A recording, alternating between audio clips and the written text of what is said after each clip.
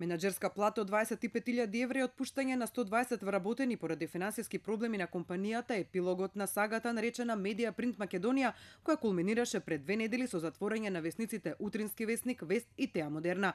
Компанијата, која подолго време објавуваше дека има финансиски проблеми, поради што во неколку наврати го намалуваше бројот на вработените им кратеше плати, според документот кој неодамна беше објавен во јавност, на име на месечна плата на управителот на МПМ Јана Станисављева, само за една година и биле исплатени 300.000 евра. Според овој документ за исплата на 25.000 евра месечна плата на Станисављева, кој стапил на сила на 1 август 2015 година, излегува дека за незиниот ангажман во МПМ до февруари годинава вкупно за плата и се исплатени 450.000 евра. Во анексот на објавениот договор се гледа дека компанијата презела обврска на Станисављева да исплаќа дополнителен паричен надомест од 1.345.000 денари, што е речиси 22.000 евра. Топ тема на ваша страна се обиде денеска телефонски да добие став од Станисављева за наводите за висината за незината менаџерска плата и исплаќаниот надомест, додека компанијата пријавувала лоша финансиска состојба, но не добивме одговор ниту на телефонскиот повик, ниту на пораката со која побаравме низин коментар за ова. Инаку со последните најави за големите загуби на МПМ и затворањето на весниците во февруари, Александар Динев, кој дотогаш беше директор на МПМ, отвори фирма со основачки влог од 5.000 евра со речиси идентично име Медија Принт ДОЛ, која од 1 мај го презеде издавањето на дневник, а отвори и портали со името Утрински весник и Вест, каде се префрла дел од вработените од МПМ. Нејасно е на кој начин и за која цена фирмата на Динев го добила правото на брендовите Утрински весник и Вест и Весникот дневник, како и нивниот вкупен подвижен имот. Ова е повеќе прашање на кој што треба одговор да даде Срџан Керим, кој е останат единствен содружник. Меѓутоа тука треба да се праша и по нешта содружничка Јана Станисављева и секако најбогатиот македонец Јордан Камчев, кој исто беше третиот содружник. Како синдикат побаравме увид во материјално-финансиско работење, не добивме. Значи се збори за некои загуби од она време кога се сеќам 1.900.000 евра. Ми тоа никој не ни кажа со какав влог е влезе на господијата Станисављева, што ако е третина собственик, тоа е некој 1.300.000, значи свежи пари. Искрено се сомневаме дека таму постои нешто што се нарекува интересно, ајде да речем некој потез збор, интересно книговодство. Според правниците, преземањето на правата на еден правен субјект од друг, на каков и да е начин, не може да се направи без преземање на обврските. По правило, ако преземаш права, тогаш ги превземаш и обврските. Затоа што превземање само на права, а оставање на обврски нерасчистени, создава едно сомневање, па дури и незаконити ситуации во смисла на даночни затајување, на перење на пари, на милион други правни ситуации и казниви дела.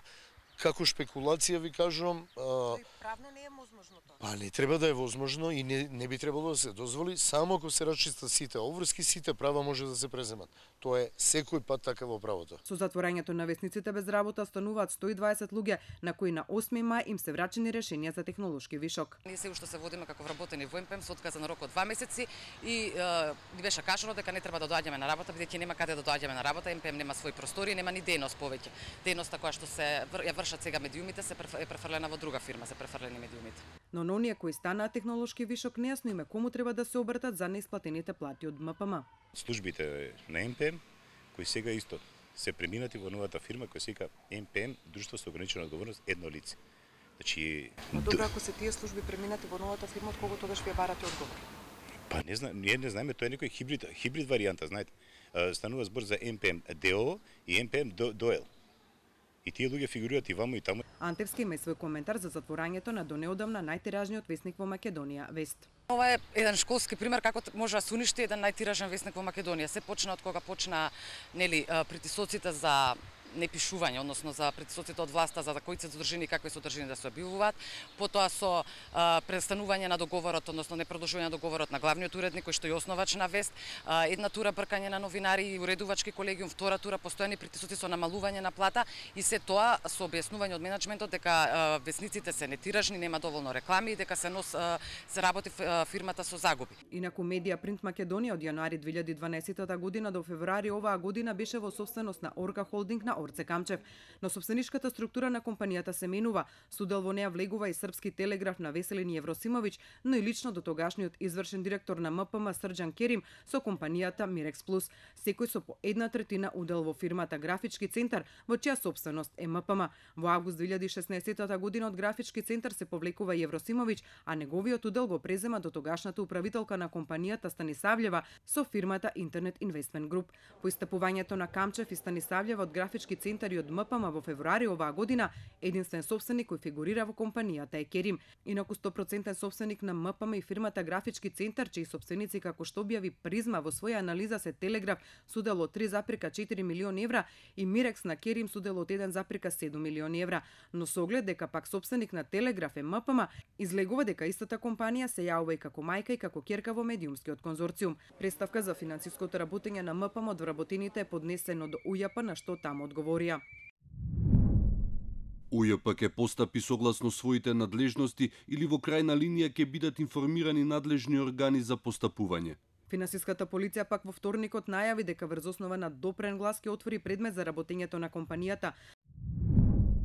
За тоа веднаш ќе биде известен надлежен јавен обвинител, а секој кој располага со каков било доказ за сторен финансиски криминал, истиот може да го достави до финансиската полиција или до надлежното обвинителство. Од јавното обвинителство денеска побаравме информација за тоа дали се води истрага за МПМ, на што ни беше одговорено. Јавното обвинителство внимателно ги следи сите информации околу случајот за кој покажувате интерес и при тоа своите активности во целост ги координира со Управата за финансиска полиција и други органи надлежни за проверка на работата на компанијата.